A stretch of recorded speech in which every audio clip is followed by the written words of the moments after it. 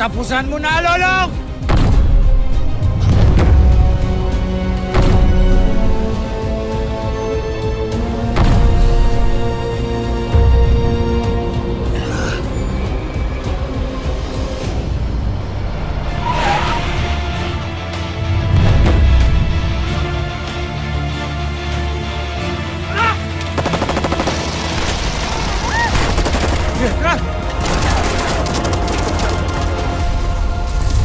Hindi ka pwede mamatay, anak! Si Julio. Buhay siya. Anak! Hindi ka pwede mamatay!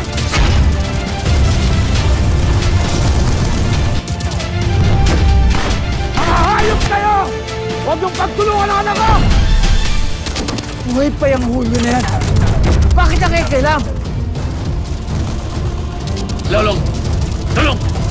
Anak! Anak, hindi ka pwede mamatay! Tulungan niyo anak ko! Isa niyo! Hayop kayo!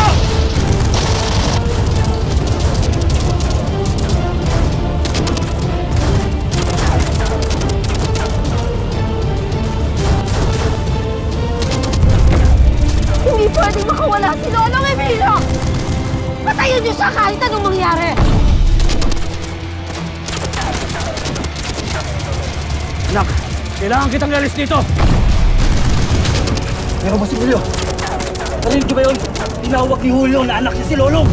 Anak ni Julio, yung damuhong Lolong na yan! Makabas siya! Tara, lusap!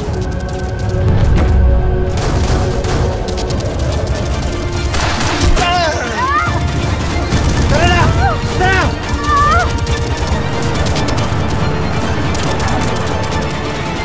What are you willing to sacrifice in the name of love?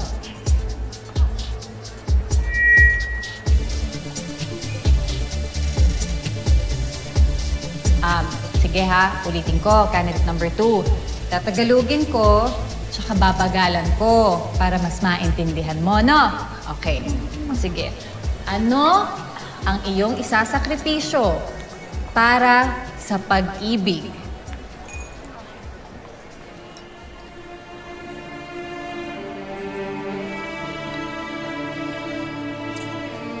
Epal talaga yan si Rika. Wala po akong hindi kayang ibigay para sa pagmamahal. Siyempre, hilig kasi sa lalaki. Balik talaga sa pag-ibig yan eh. Sino ba?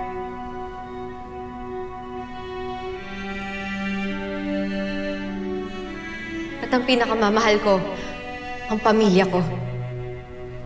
Lalong-lalo na ang tatay ko. Kahit na napakahirap mamuhay dito sa Maynila. Kahit na nakakapagod, napakalungkot. Kahit na pinagchichismisan ho ako dito. Kahit na sabihan nila akong malandi. At napakasakit na marinig na isa akong kabit. Lahat ng chismis, tinitiis ko para lang makapagpadala ng pera sa tatay ko sa probinsya.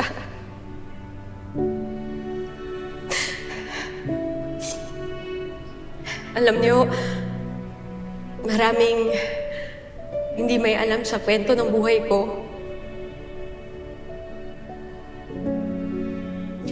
Simula nung iniwan kami ng nanay ko, ang tatay ko ang tumayong ilaw at haligi ng tahanan namin. Siya lahat. Binuhos niya ang lahat ng pagmamahal sa amin. Hanggang sa nagkasakit siya sa puso. Sabi ko, Tay, baka kaya nagkasakit ka sa puso dahil sobra-sobra na yung pagmamahal mo sa amin.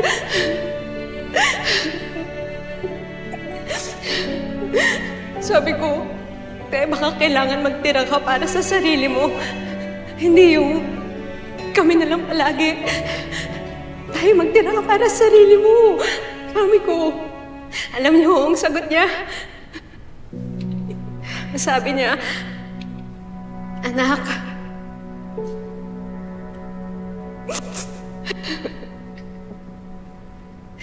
bakit pa ako magmamahal kung hindi ko ibibigay lahat? Kaya ang sagot ko po sa tanong na kung ano ang kaya kong ibigay para sa taong mahal ko, ang sagot ko po doon, lalong-lalo na para sa tatay ko, ang sagot ko po doon ay lahat. Lahat kaya kong ibigay. Salamat po.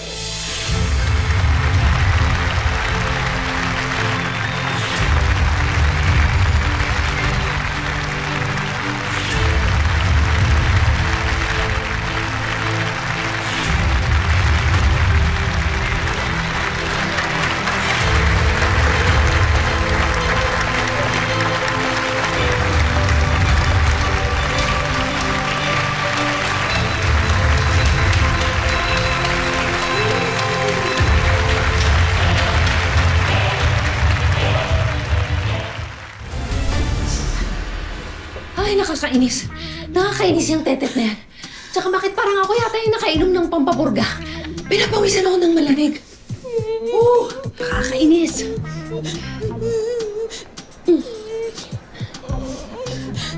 Hoy! Ano ba ginagawa mo dyan? Bakit ka umiiyak? Halika nga dito.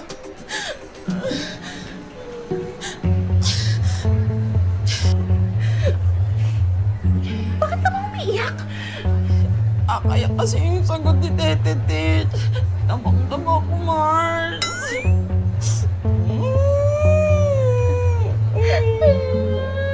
Talaga namang lumuluha ka pa, ano? Isa ka pang buwisit ka eh. Ito naman, ang sakit. Sakit yung sagot. Ito naman si Rika. Halika dito.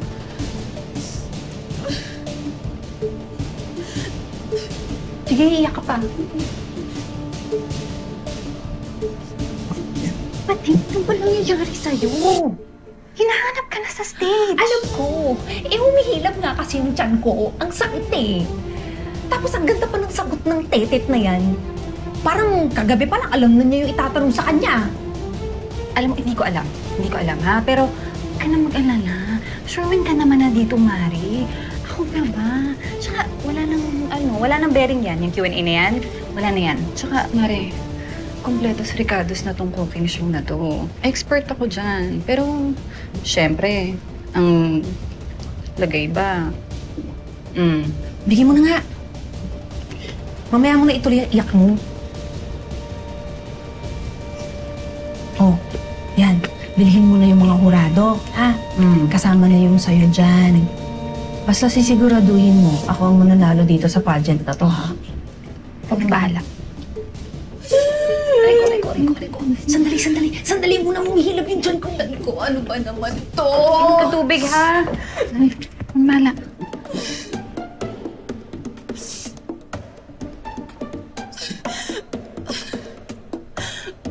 Ay, grabe ka, Tet.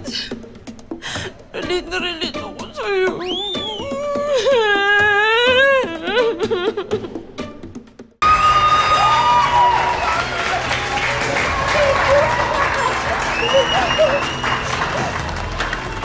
Ano ba yan, luto? Oo, ngayon bang klase to? Beauty pageant ba to? Cooking show? Hoy, ayusin nyo naman yung trabaho nyo. Mga judge na to. Actually, alam mo, hindi pwede to eh. Magre-reklamo ako. Ang ganda-ganda ni Tete, tapos ang ganda pa nung sagot niya doon sa question and answer. Tapos gano'n, talo lang. Excuse me, umuwi na kayo kasi ang yayabang nyo, kaya talo kayo. O ano? Ikaw siguraduhin mo wala kayo ginawang kababalagan dahil kundi... Ano? Talo! Umuwi na kayo kasi yung hair mo, Badoy. Talo! Excuse me, umuwi na kayo, girls! Kabanas? Kaya mo na, okay na yun.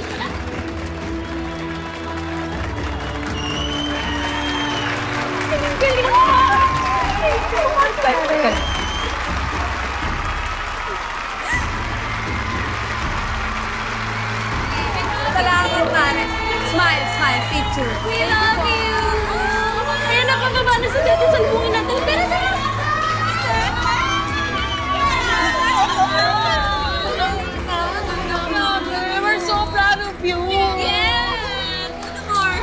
ba? Okay lang ako. Iniisip ko lang kasi yung pera, pampadala ko sana yun sa probinsya kapag naman ni tatay. Ay, huwag mo na yung isipin. Marami pa namang paraan.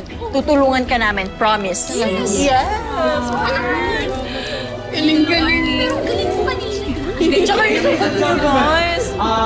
Ladies and gentlemen, I have to apologize.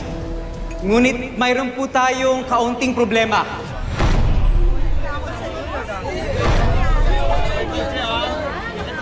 Maaari po bang anyayahan si Miss Mercedes Tetet bagong silang dito sa stage? Ano? Sorry. Nagpunta ka na.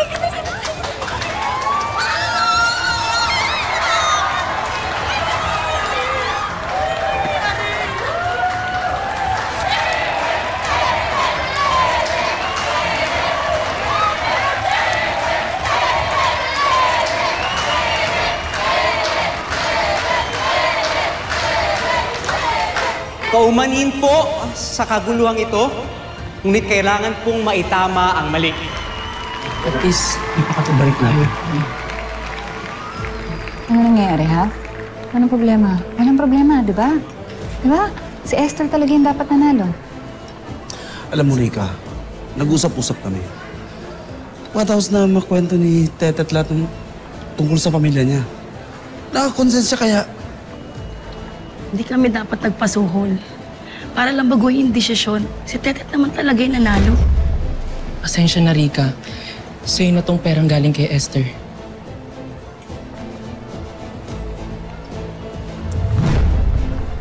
Ngayon pa talaga kayo tinubuan ng konsensya.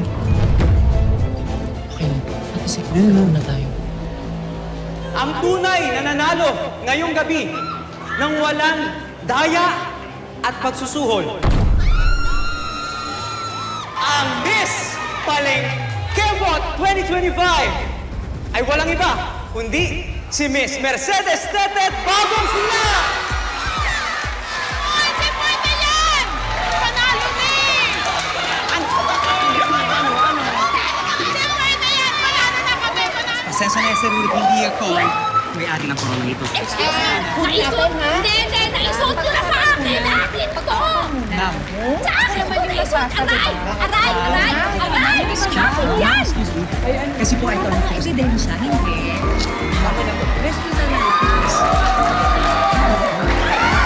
Hindi pa ko corona!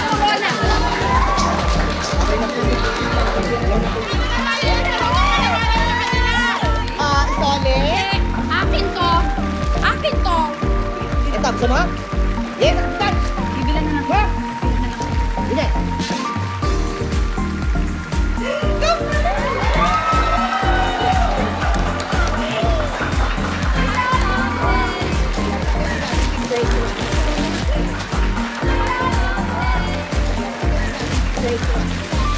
Sandali nga. Hoy! Ikaw, alam mo, ikaw... Kahit kailan ka talaga eh, panira ka, mandaraya ka pa! Tama na, Esther! Punong-puno na ako sa'yo, ha? Huwag mo akong sasabihan mandaraya dahil sa ating dalawa, ikaw ang mandaraya!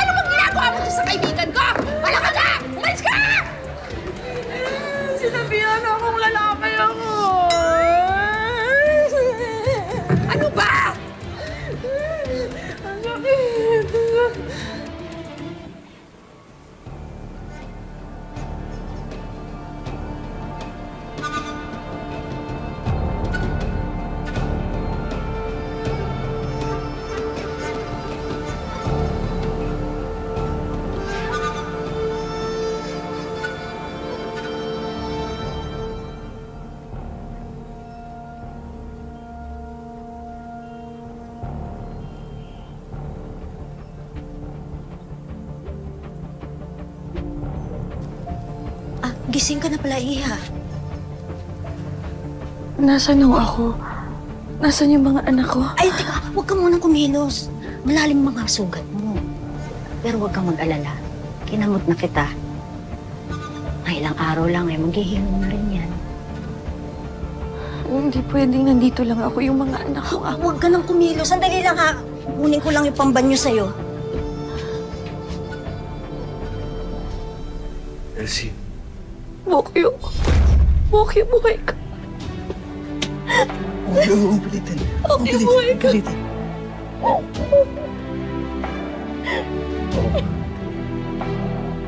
Buhay ka.